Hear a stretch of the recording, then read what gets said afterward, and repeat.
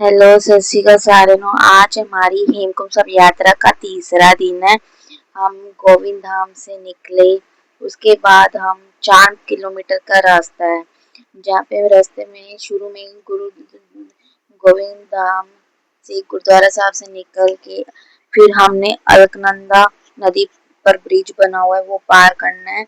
वो पार करने के बाद ट्रैक का ज्यादा रास्ता लक्ष्मण गंगा नदी के साथ साथ होकर चलता है और गोविंद घाट से गोविंद धाम, जिसको कि गांगरिया भी कहते हैं, उसकी अप्रोक्सीमेट जो कि है चढ़ाई 13 किलोमीटर की है। और वो जो हम तीसरे दिन हम यानी कि आज हमारा तीसरा दिन है, वो आज हम शुरू कर रहे हैं, चढ़ाई चढ़ रहे हैं, ट्रैकिंग शुरू कर रहे हैं। और जो 13 किलोमीटर की ट्रैकिंग है वो आज हम तीसरे दिन शुरू कर रहे हैं।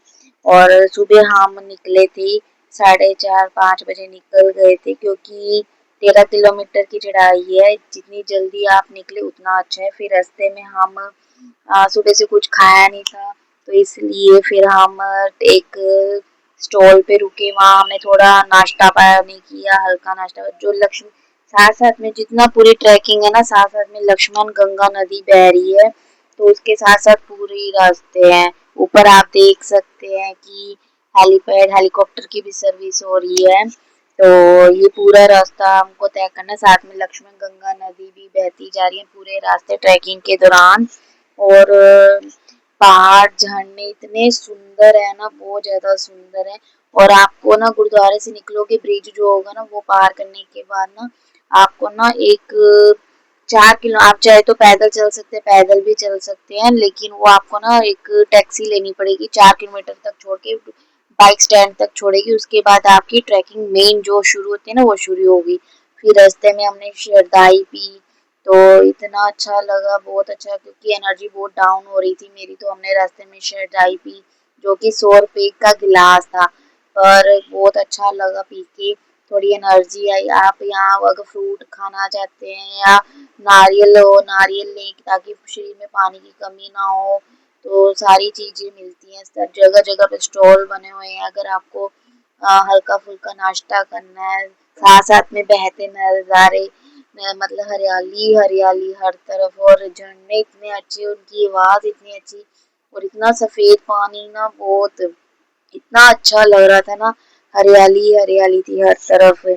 और यही वो दिन है जहाँ से असली ट्रैकिंग शुरू होती है। तो हमने ट्रैकिंग शुरू की, सुबह हम 4:30-5 बजे निकल गए थे। और अगर आप जितना हो सके सुबह भी 4:30-5 बजे निकले। और सुबह के टाइम ये होता है कि मौसम भी अच्छा होता है और भीड़ भी कम होती है, संगत कम होती है। तो आप जितना हो सके जल्दी निकले, क्योंकि एक बार ट्रैकिंग शुरू हुई तो सिर्फ चढ़ाई ही चढ़ाई, 13 किलोमीटर की चढ़ाई, खड़ी चढ़ाई है। और रास्ते में हम जगह जगह पे रुकते गए। आप जैसे कि वीडियो में देख ही रहे हैं कि हम मतलब चलते गए, रुकते गए। और यहाँ पे घोड़े की फैसिलिटी भी है, और घोड़े खच्चर हो गए, पालकी, छोटे बच्चों को अगर बिठाना है तो वो भी है। घोड़े का जो खर्च है वो वेट के हिसाब से, और पालकी का भी खर्च है वेट के हिसाब से है, जैसे कि 2000-3000।